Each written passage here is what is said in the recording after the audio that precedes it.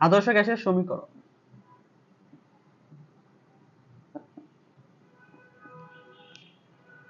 ধরো আমার কাছে একটা সিলিন্ডার রাখা আছে, সিলিন্ডারের মধ্যে কিছু গ্যাস আছে যার আয়তন, তাপমাত্রা, চাপ দেয়া আছে।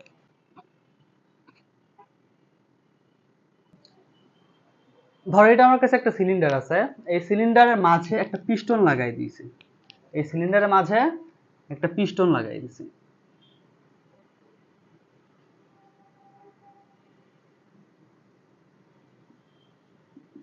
ওকে, এখানে গ্যাস আছে।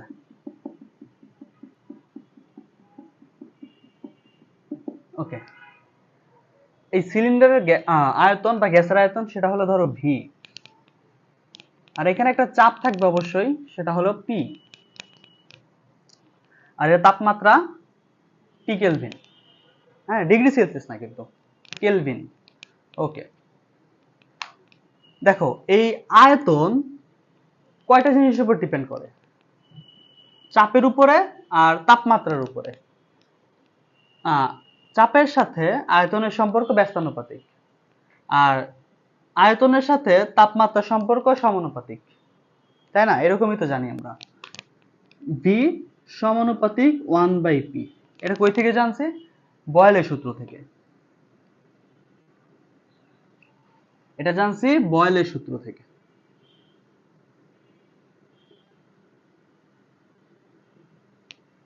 আর বি এর সাথে পি এর সম্পর্ক সমানুপাতিক, এটা কোত্থেকে জানছি? চার্লসের সূত্র থেকে।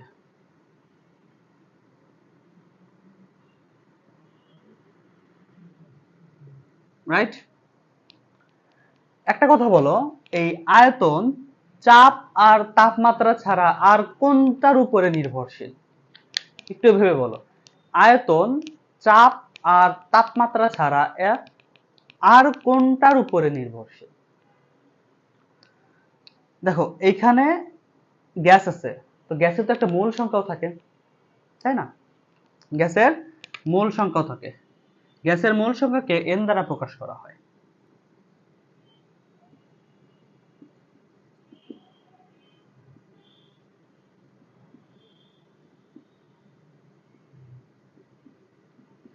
গ্যাসের মোল সংখ্যাকে এন দ্বারা প্রকাশ করা হয়। আচ্ছা একটা কথা বলো, চাপ আর তাপমাত্রা স্থির রেখে যদি দুটি ভিন্ন মোলের গ্যাস নেই, তাদের আয়তন কি সমান হবে? চাপ, তাপমাত্রা এই দুইটা স্থির রেখে যদি দুটি ভিন্ন মোল সংখ্যার দুটা গ্যাস নেই, তাহলে তাদের আয়তন কি সমান হবে? এরকম ধরো আমি চাপ 5 atm আর তাপমাত্রা 100 কেলভিন। হ্যাঁ, চাপ আর তাপমাত্রাকে স্থির করে দিছি। তাহলে একটা N1 সেটা হইলো ধরো 10 মোল, আর একটা N2 সেটা হলো ধরো 100 মোল। এখন বলো N1 আর N2 এই দুইটার মধ্যে কোনটার আয়তন বেশি হবে? N1 N2 এই দুইটার মধ্যে কোনটার আয়তন বেশি হবে? যার মোল সংখ্যা বেশি তার আয়তন বেশি হবে, যার মোল সংখ্যা বেশি তার আয়তন বেশি হবে। তো ভাই বলতে পারো যে ভাই গ্যাসের তো নির্দিষ্ট কোনো আয়তন নাই, যে পাত্রে রাখা হয় সেই পাত্রের আয়তন ধারণ করে। তাহলে এই দুইটা মোলের গ্যাসকে যদি আমরা দুটি সমান আয়তনের পাত্রে রাখি, তাহলে আয়তন কি সমান হবে না? হ্যাঁ, সমান হবে, কিন্তু একটু সমস্যা আছে। দেখো ধরো আমি দুইটা সমান আয়তনের দুইটা পাত্র নিলাম। হ্যাঁ, এটার আয়তন যদি ভি হয়, এটার আয়তনও ভি। আচ্ছা এইখানে দেখো আমি নিছি 10 মোল, ধরো এইখানে নিছি 100 মোল। তো এখন কি আয়তন সমান হবে না? হ্যাঁ, সমান হবে।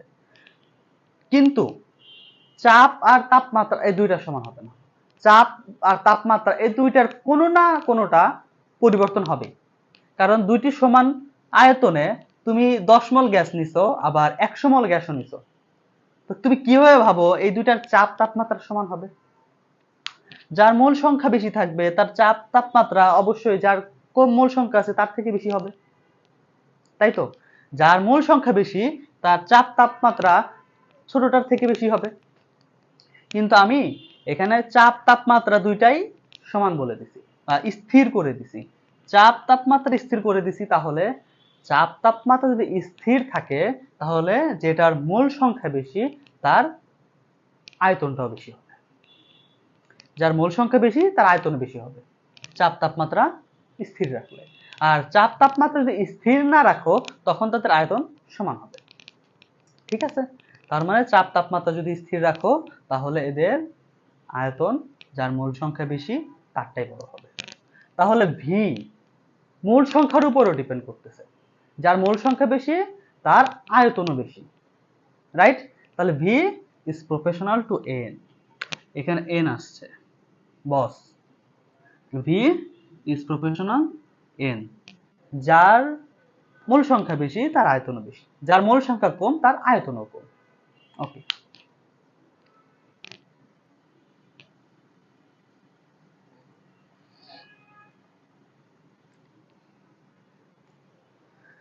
এখন এই তিনটা সূত্রকে এক জায়গায় নিয়ে আসো। ভি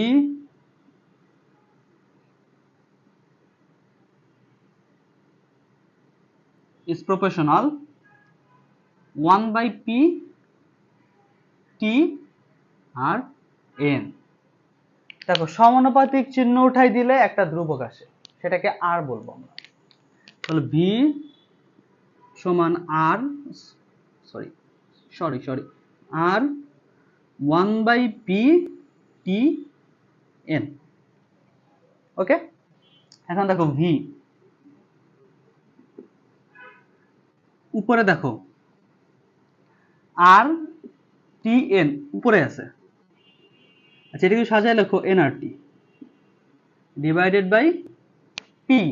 এখন দুইটা বর্জ্য গুণন করো, পিভি সমান এনআরটি। পিভি সমান এনআরটি। এটা হলো আদর্শ গ্যাসের সূত্র, পিভি সমান এনআরটি। মোল সংখ্যা আর টি এই তিনটা গুণফল সমান হবে পিভি।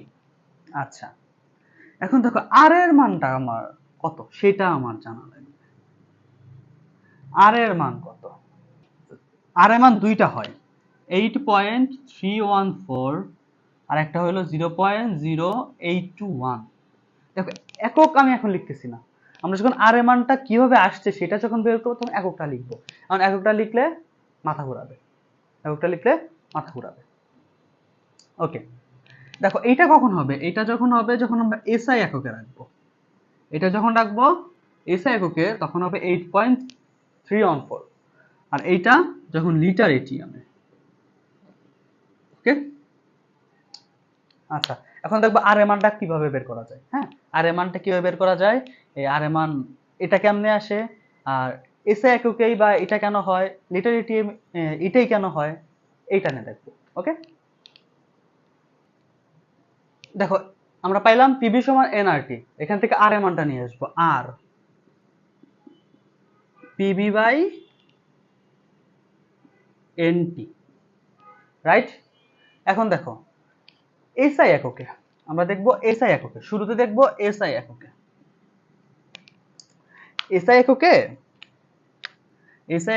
চাপটা থাকবে তোমার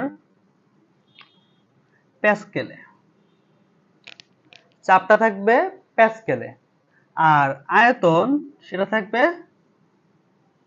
মিটার কিউবে, আয়তনটা থাকবে মিটার কিউবে। ওকে, এখন আমরা একটা চার্ট মনে রাখবো। এখন এই চার্টটা যদি মাথায় রাখতে পারো তাহলে এটিএম থেকে প্যাসকেল, প্যাসকেল থেকে এটিএম বা মার্কারি যাই বলুক বের করে নিতে পারবা।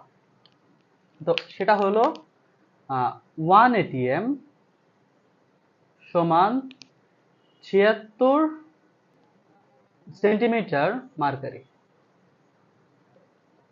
আবার 1 ATM সমান হইল 760 মিলিমিটার মার্কারি। আবার 1 ATM সমান হলো 101.325 কিলো প্যাসকেল। আরেকটা হইল 1.01325 into 10 to the power 5 Pascal. দেখো 1 ATM সমান লেখা যাবে 1.01325 10 টু দি পাওয়ার 5 প্যাসকেল। আবার 1 ATM সমান লেখা যাবে 76 সেন্টিমিটার মার্কারি বা 760 মিলিমিটার মার্কারি। যদি বলতো 2 ATM সমান, 2 ATM সমান হতো 2 ইন্টু 1.01325 10 টু দি পাওয়ার 5। হ্যাঁ, তো এটিএম থেকে যখন আমি প্যাসকেলে যাব তখন গুণ দিব, এটা দিয়ে গুণ দিব। যখন প্যাসকেল থেকে এটিএম এ আসব তখন আমরা ভাগ দিব। সহজ কথা। এরপরে এটাতে গেল চাপের জন্য, এখন দেখব আয়তনের জন্য। অনেক জায়গায় লেখা থাকে ডিএম কিউব। হ্যাঁ, এইটা দেখে ভয় পাওয়ার কিছু নাই। ডিএম কিউব লেখা দেখে ভয় পাওয়ার কিছু নাই। ডিএম কিউব আর লিটার একই কথা। লিটার থেকে তুমি যখন মিটার কিউবে যাবা, লিটার থেকে যখন মিটার কিউবে নিতে যাবা তখন তোমার 10 টু দি পাওয়ার -3 দিয়ে গুণ দিতে হবে, ইন্টু 10 টু দি পাওয়ার -3 এটা দিয়ে গুণ দিতে হবে। অনেক জায়গায় লেখা থাকে সিএম কিউব, এইটা দেখে ভয় পাওয়ার কিছু নাই। সিএম কিউব মানে হইল মিলিলিটার। মিলিলিটার থেকে মিটার কিউবে নিতে গেলে 10 টু দি পাওয়ার -6 দিয়ে গুণ দিতে হবে, ইন্টু 10 টু দি পাওয়ার -6। যদি মিটার কিউব থেকে মিলিলিটার আসতে চাই তাহলে 10 টু দি পাওয়ার -6 দিয়ে ভাগ দিতে হবে। যদি মিটার কিউব থেকে লিটারে আসতে চাই 10 টু দি পাওয়ার -3 দিয়ে ভাগ দিতে হবে। ঠিক আছে?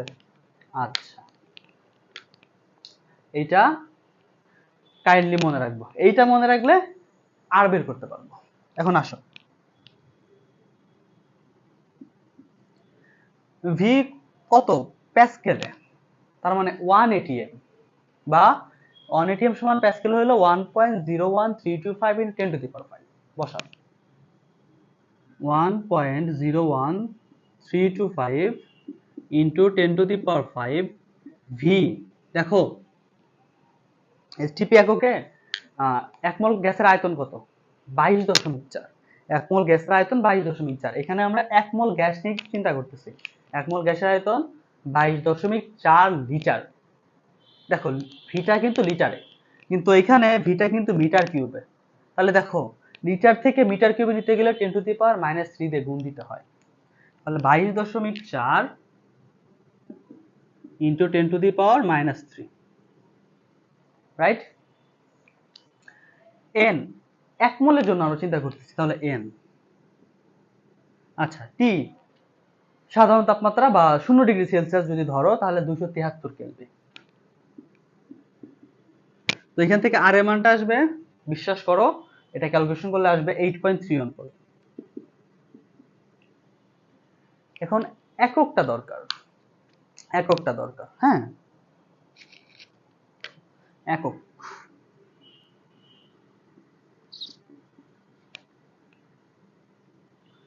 আর সমান পিভি বাই এনটি।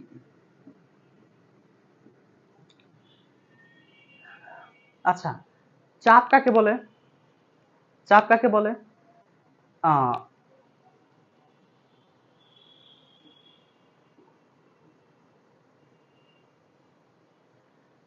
চাপ বলে একক ক্ষেত্রফলের মধ্যে যতটুকু বল প্রয়োগ করা হয়।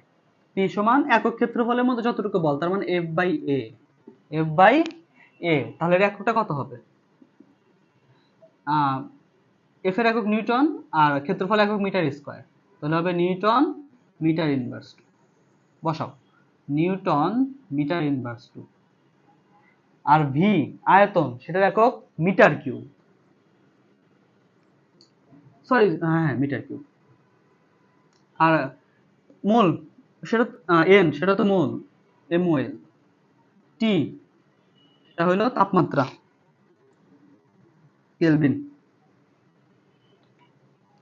তাহলে দেখো কি আসে, metre cube per metre inverse 2, এই দুইটা গুণ হলে থাকবে শুধু মিটার, সূচকের নিয়মে। এই 3 আর 2 যোগ -2 যোগ হয়েছে, তার মানে শুধু মিটার। তাহলে newton metre divided by mole into kelvin. দেখো নিউটন মিটার, হ্যাঁ এটাকে বলা হয় জুল, নিউটন মিটারকে বলা হয় জুল। তাহলে এখানে বসাও জুল। তাহলে এককটা কত হবে, জুল। মোলটা তো নিচে, কেলভিনটাও নিচে, তাহলে উপরে আসলে ইনভার্স হবে, তাহলে joule mole inverse kelvin inverse. ঠিক আছে, joule mole inverse kelvin inverse. কেউ যদি চায় ভাই এইটা করব না, এই এককটা এইভাবে বের করব না, আরেকটা ভাবে বের করা যায়।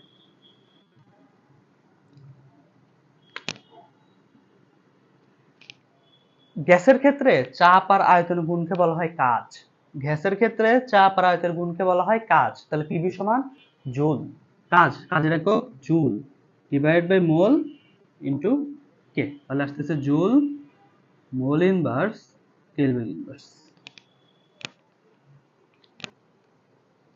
সোফার বুঝছো? তো এখন আমরা দেখবো, এটা তো গেলো এসআই এককে, এখন দেখবো আমরা লিটার এটিএম। লিটার এটিএম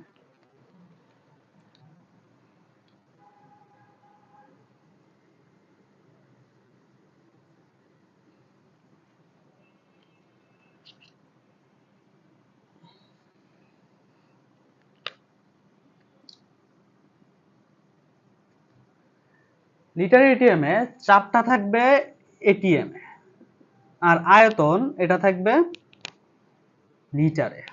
আচ্ছা বসাও, এটিএম এ কত, 1 এটিএম, আয়তন সেটা তো লিটারেই। সরি সরি, আমরা তো একক না, আমরা তো আর এর মানটা বের করতেছি, সরি সরি। 1 এটিএম, ভি সেটা কত, 22.4 লিটার, এখানে কিন্তু মিটার নেওয়া লাগতেছে না।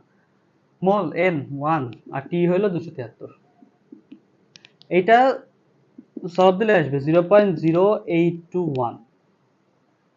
এখন এককটা দরকার, পিভি সমান, আচ্ছা একেবারেই লিখি, একক আর সমান পিভি বাই এন টি। দেখো পি পি এর একক এটিএম এ, ভি লিটারে, মোল এন হলো মোল, আর টি হলো তাপমাত্রা কেলভিন। তাহলে কত আসে, litre ATM mole inverse kelvin inverse. এককটা এখানে বসাও, litre ATM mole inverse kelvin inverse.